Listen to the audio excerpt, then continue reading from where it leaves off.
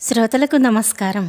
ఇప్పుడు నేను చందమామ నుంచి లంచం కథ అని శ్రీమతి వసుంధర గారు రచించినటువంటి ఒక చక్కని కథను చదివి వినిపించబోతున్నాను. ఇంకా కథలోకి వెళ్దాం. మహీపాలుడు ఏలే న్యాయపుర దేశంలో ధర్మం 4 పాదాల నడుస్తుందని చెప్పుకునేవారు. మహీపాలుడు ధర్మానికి హాని కలగకుండా ఉండటం కోసం ఎన్నో శాసనాలు చేసి సక్రమంగా వాటిని అమలు జరిపేవాడు. అంతేకాక న్యాయ నిర్ణయం చేయటంలో ఆయన ఎలాంటి పక్షపాతము చూపేవాడు కాడు. ఇలాంటి సందర్భంలో ఆ దేశంలో ఒక విచిత్ర సంఘటన జరిగింది. చంద్రముఖుడు అనే న్యాయాధికారి లంపటుడి వద్ద డబ్బు తీసుకుని ఒక విచారణలో అతనికి అనుకూలంగా తీర్పు చెప్పాడు. దాని గురించి రమణుడు అనేవాడు రాజుగారి దగ్గర ఫిర్యాదు తెచ్చాడు. ఈ ఫిర్యాదు గురించి విన్న రాజుగారికి అంతులేని ఆశ్చర్యం కలిగింది. దొంగతనాలు, హత్యలు, వ్యాపారంలో మోసము లాంటి అనేక నేరాలు దేశంలో జరిగాయి. కానీ డబ్బు తీసుకుని తప్పుడు న్యాయం చెప్పటం ఈనాటి వరకు జరగలేదు. అసలు జరిగినది ఏమిటంటే, లంపటుడు అనే ఒక పెద్ద వ్యాపారి తన గిడ్డంగుల కోసం న్యాయపురంలో ఒక విశాలమైన ఖాళీ ప్రదేశాన్ని కొని అక్కడ భవనాల నిర్మాణం ప్రారంభించాడు.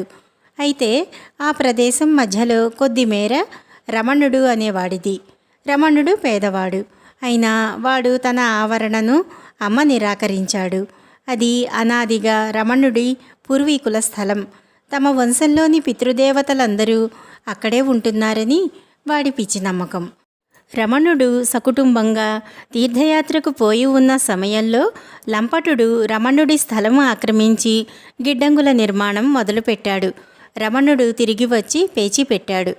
లంపటుడు రమణుడికి డబ్బు కోరినంత ఇస్తానన్నాడు. నీ డబ్బు కోసం నా పితృదేవతలకు నిలువ నీడ లేకుండా చేస్తానా అన్నాడు రమణుడు.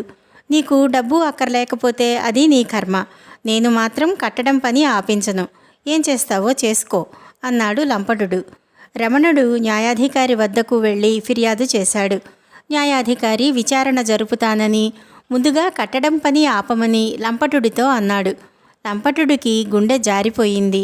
ఒక పేదవాడు తనకు ఇలా రాహువులాగా అడ్డుపడగలడని అతను ఊహించి ఉండలేదు. తీర్పు తనకు విరుద్ధంగా జరిగితే చాలా నష్టం వస్తుంది. అతను చంద్రముఖుణ్ణి ఏకాంతంగా కలుసుకుని తన పరిస్థితి చెప్పుకున్నాడు. రమణుడి పత్రాలు సక్రమంగా ఉన్నాయి. అతను తన భూమిని అమ్మదలచలేదు. అలాంటప్పుడు నేను చెయ్యగలది ఏమున్నది అన్నాడు న్యాయాధికారి చంద్రముఖుడు. తరువాత ఏమి జరిగినది ఎవరికీ తెలియదు. కానీ తీరా విచారణ జరిగినప్పుడు రమణుడి పత్రాలలో ఎలా ఉన్నదంటే, రమణుడి పూర్వీకులు లంపటుడి పూర్వీకుల నుంచి ఆ భూమిని ఉచితంగా పుచ్చుకున్నారని, లంపటుడి వంశం వారు ఏ పరిస్థితులలోనైనా ఆ భూమిని తగిన పరిహారం ఇచ్చి తిరిగి పుచ్చుకోవచ్చునని ఉన్నది. తన పత్రాలలో అలా ఉన్నదని విని రమణుడు ఆశ్చర్యపోయి ఇతరుల చేత చదివించుకుంటే నిజంగా అలాగే రాసి ఉన్నది. రమణుడు లంపటుడితో, ఆ భూమి మీదైనప్పుడు మా పితృదేవతలు అక్కడ ఎందుకుంటారు అని అతను ఇచ్చిన డబ్బు తీసుకుని తృప్తిపడి ఇంటికి వెళ్ళిపోయాడు. అయితే తనకు అన్యాయం జరిగిందని రమణుడికి మర్నాడే తెలిసింది. న్యాయాధికారి దగ్గర ఉండే నౌకరు ఒకడు తన యజమాని లంపటుడి నుంచి బోలెడంత డబ్బు పుచ్చుకోవటం కళ్ళారా చూసి ఆ సంగతి రమణుడికి చెప్పాడు. తన పితృదేవతలకు ద్రోహం జరిగిందనుకుని అతను ఈసారి తిన్నగా రాజుకే ఫిర్యాదు చేశాడు. రాజు రహస్యంగా దర్యాప్తు జరిపించి న్యాయాధికారి ఇంట 10,000 వరహాల రొక్కం ఉన్నదని తెలుసుకున్నాడు. రాజు న్యాయాధికారిని పిలిపించి నిలవతీసి అడిగితే తాను డబ్బు తీసుకుని అన్యాయంగా తీర్పు చెప్పినట్టు న్యాయాధికారి ఒప్పేసుకున్నాడు. మహీపాలుడు మండిపడి ఈ అవినీతి చర్యకు చంద్రముఖుణ్ణి సంజాయిషి అడిగాడు. చంద్రముఖుడు ఇలా చెప్పాడు: మహారాజా, నా కూతురికి మంచి సంబంధం వచ్చింది. అయితే నేను వరకట్నం కింద 10,000 వరహాలు ఇచ్చుకోవలసి ఉన్నది. నా ఆదాయంతో ఇంత డబ్బు నా జన్మలో నిల్వ చెయ్యలేను.